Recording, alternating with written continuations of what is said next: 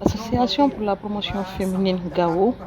APFG et le réseau interafricain pour les femmes, médias, genre et développement FAMADEV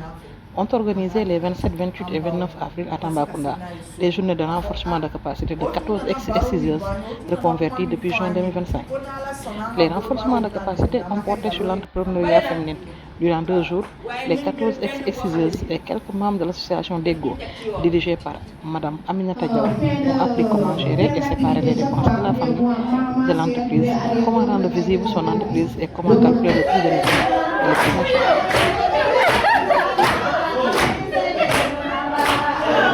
La plupart de ces femmes exciseuses et membres de l'association d'EGO de Aminata Diaw avaient déjà des capacités dans la transformation des fruits et légumes et autres. À Tambacounda, les femmes sont dans la transformation des fruits et légumes et dans la saponification, ce qui a facilité leur formation. Elles pourront ainsi être indépendantes financièrement, surtout avec les matériels que l'association APFG leur a offert. C'était une expérience très fructueuse pour ces femmes exciseuses qui, à partir de maintenant, peuvent se dire qu'elles ont réussi leur reconversion. Burkina Faso ndaxte ñu ngi liggéey bu am solo ci sous-région leen fii ñoom ñu defaat appel ñu dem Kaolack ñu gagné leen ñu defaat appel ñu dem Dakar ñu gagné leen. La responsable de la suivi-évaluation de l'association pour la promotion féminine de Gao, Madame Viviane M, a partagé l'expérience du Burkina Faso concernant les calabasses, c'est-à-dire avec ici au Sénégal. Donc, les deux journées de l'entrepreneuriat ont été riches en partage d'expérience, mais surtout en connaissance, avec le partage des différents groupes en atelier de formation.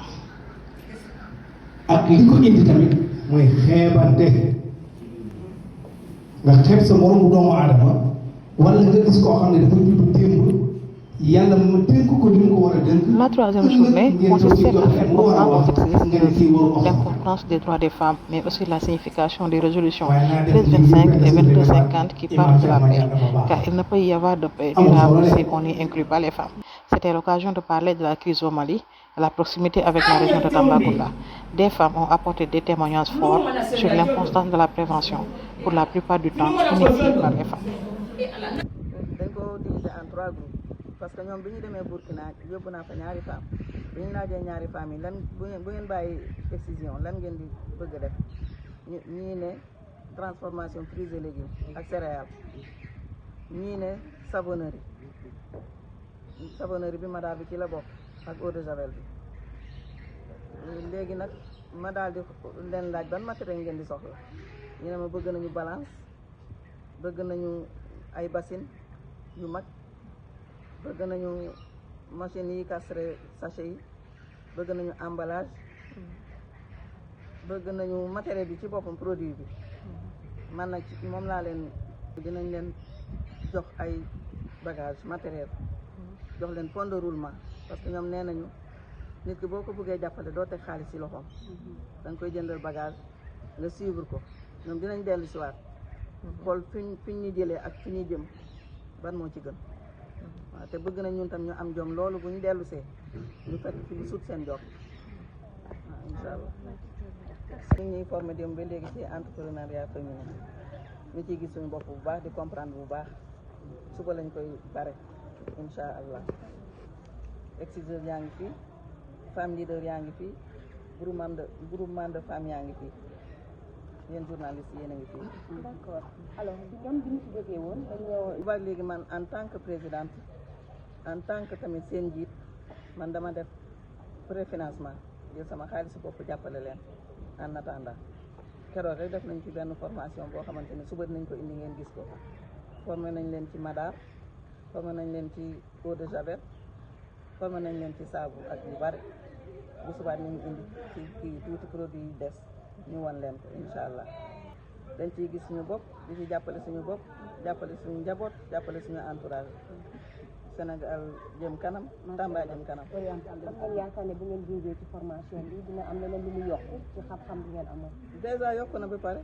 parce que def nañ ci 2 3 fois formation avant ñoom ñuy ñëw bi ñuy digg ak léegi jox bala ñu ñoo jox dara ñun formé nañ leen ñun waa groupe Déggo formé nañu exciseuses yi njëkk nañ def ñu jaay ko saabu ak madaar ak eau de javel defaat nañ ko bi mooy 3e fois kon xam nga ñu ngi ciy gis seen bopp suñ ci gis woon seen bopp dañu ko continuer xam nga waaw ñu ngi ciy gis suñu bopp bu baax léegi nag ñoom bi ñu ñëwee gën a confirmer ñoom tam dinañ leen may ay jumtukaay suba bu soobee yàlla ñu continuer seen liggéey renforcer leen. sa dënnu dimbali maa ko dénoncé da ngay exposé sa bopp exposé sa famille na nga dénoncé am na ay numéro vert yu ñu joxe boo si wootee nga fonk sa gémmiñ nga toog mel ni du yow mais gisaane woon ngeen seen paaka yeeg seen kii yëpp joxoon na leen ay médaille ba pare kon nag léegi pour ngeen mën a liggéey la jaru ngay liggéey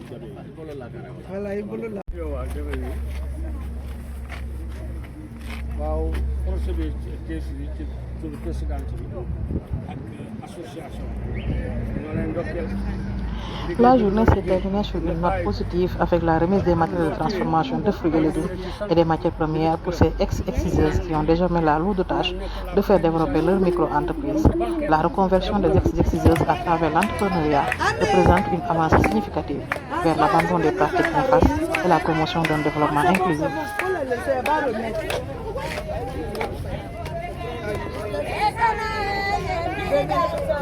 De Gawa et chargé des finances au niveau du réseau ouest africain des associations et ONG de lutte contre les violences basées sur le genre. Vous revenez sur l'objet de votre visite. Dans le cadre du renforcement de capacité des 14 ex-exciseuses que nous avons pu reconvertir dans cette même région et dans cette même ville en juillet 2025, en collaboration avec l'association Déggo, membre du réseau ouest africain, par rapport à leur insertion socio-professionnelle, parce que c'était une pratique lucrative pour d'autres, la plupart, et elles gagnaient leur pain quotidien à travers cette pratique.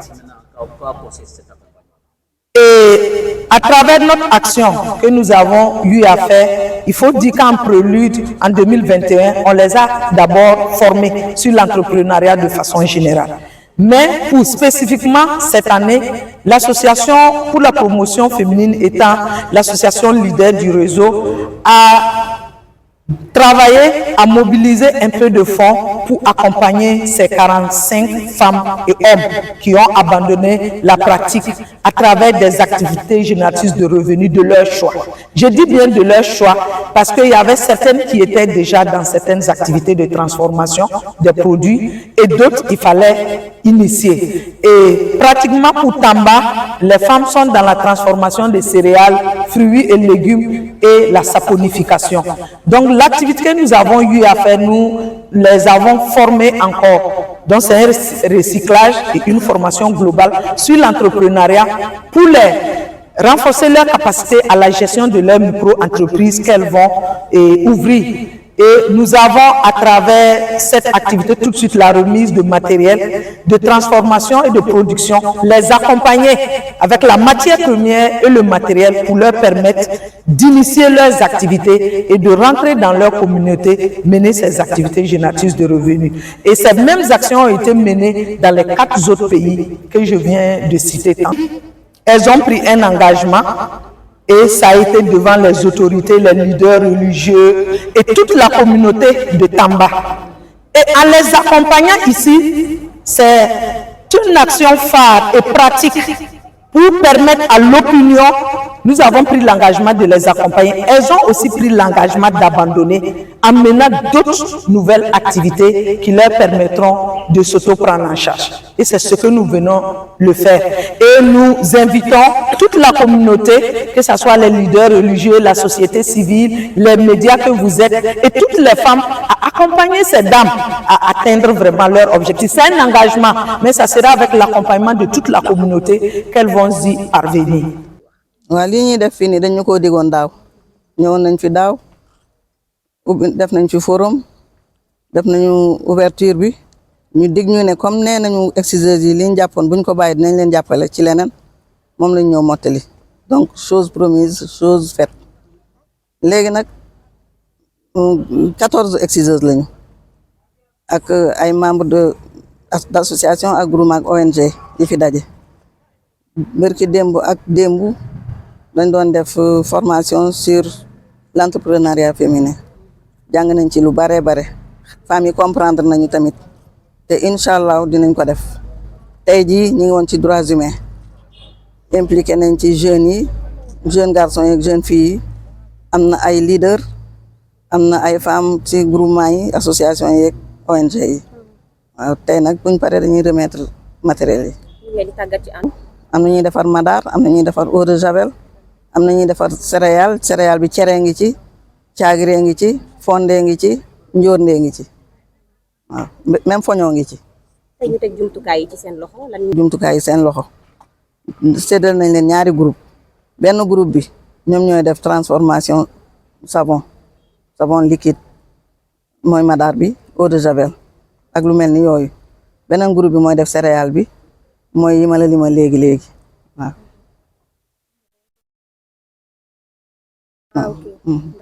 loolu la woon waaw.